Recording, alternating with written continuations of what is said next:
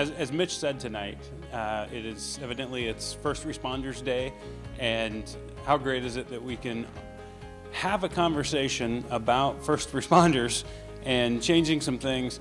And what was great is it was voted upon as mutually a great idea on both sides. The city approved it, and the union approved it. And what I like about it is, while my son is a first responder, I'm not. I have no idea. So my first question was going to be, did the union approve this? Did the first responders themselves, in this case, the firefighters, approve this? I would hate to go at a situation like this where we tell them what they should and shouldn't do on a big change like this without their input. But they were for this as well. So I take their word for it. I loved hearing that other departments across the country are doing this and finding success. And if we can do things to give them things that they're asking for, to do better work, to actually more time with their families, I think that's fantastic. But also, we heard that it's good for retention and probably good for recruiting.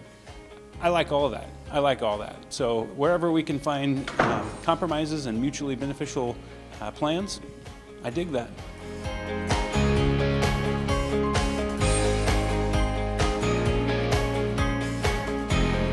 As a golfer, I'm always interested to hear what those changes and upgrades have been. I don't golf at Jackrabbit all that much, maybe once or twice a year, but just from that perspective, I've seen the growth, I've seen the improvement, and I appreciate the things they've done. I know they host high school tournaments there. I know they host a state tournament in the past they've hosted. They've done some good things there. And as long as that continues to be the route we're on, I would appreciate it being revenue neutral over time, but I think it's one of those amenities that a city should have. We should have golf in our town, and we have different options for that. I am thankful every time I'm out there that we have that as a city-owned course, and I appreciate the quality of that course. So I appreciate what they're doing, and I look forward to 5 more years of them doing what they've been doing.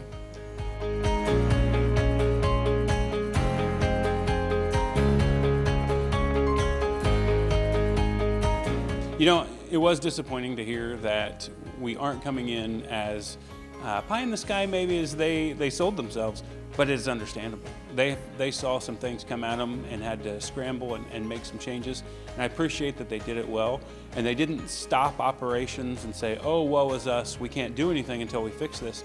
They're booking that place constantly.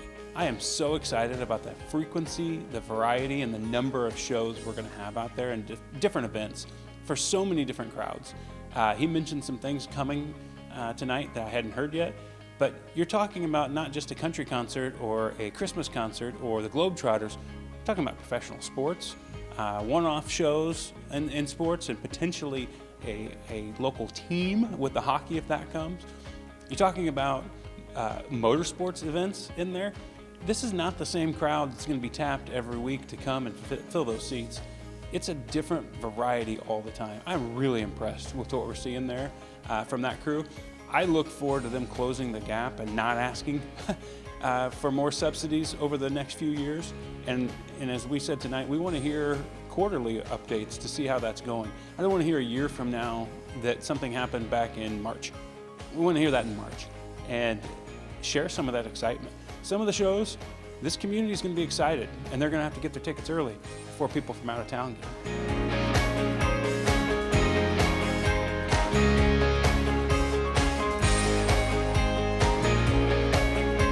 Island Oasis bid, it's good and bad. The good is it's less. We always like to see that. And time will tell on the quality if we're going with a low bid and not getting the quality that we asked for. I believe in our ability to look at those and say, that isn't just the lowest bid, it's also the right quality. The downside is it won't all be done next year, as we had talked about during the budgeting process. I don't think it's going to be a big hit because we aren't going to impact the swimming next year. There's not going to be a day cut short in the swimming season, it sounds like, and I think we can tell people in Grand Island, you're still going to be able to utilize Island Oasis, the swimming, as much as you could. Maybe you'll be able to do some putt-putt out there. Maybe you'll have a splash pad earlier. That's exciting. Those are the things that people will see that are new, and people who don't go to the water park will have something new with this that they might actually go to. So, expanding what we give people in the community, that's always a good thing. Doing it for $2 million less than what we said, that's a great thing.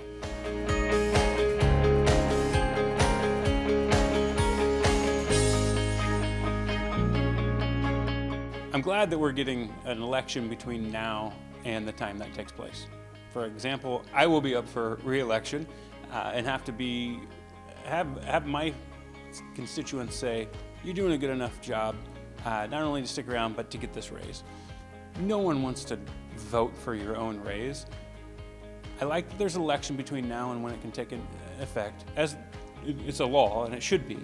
But I do think I've talked to some of the council members that have been here longer than I have, who've served multiple terms, and it's probably time. When people in the community who are interested in running ask me, is it worth the money? You're not getting paid a lot for this. But my version of a lot and somebody else's version of a lot aren't the same. What I will say is, if you broke it down by the hour of the amount of time and effort you put into it, you're not getting paid minimum wage for this. You are having to be wanting to be here. You have to want to do something for your community. But we have to offer something. We have to offer something for that time. I believe everybody's time is valuable, and I think Chuck said it tonight, we're not going to get the best people unless we compensate them. I also think my constituents can say to me, hey, it's your accountability. You're not volunteering for this anymore, you're actually getting paid.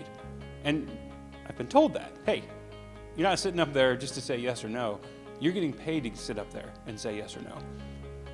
It's an accountability, and the more we are compensating these council members, the more accountability there is back to the taxpayers who are paying for that. So it's probably long overdue. It's not going to impact my life all that much, but it might impact somebody who's going to decide whether or not to run, and we need more people to run.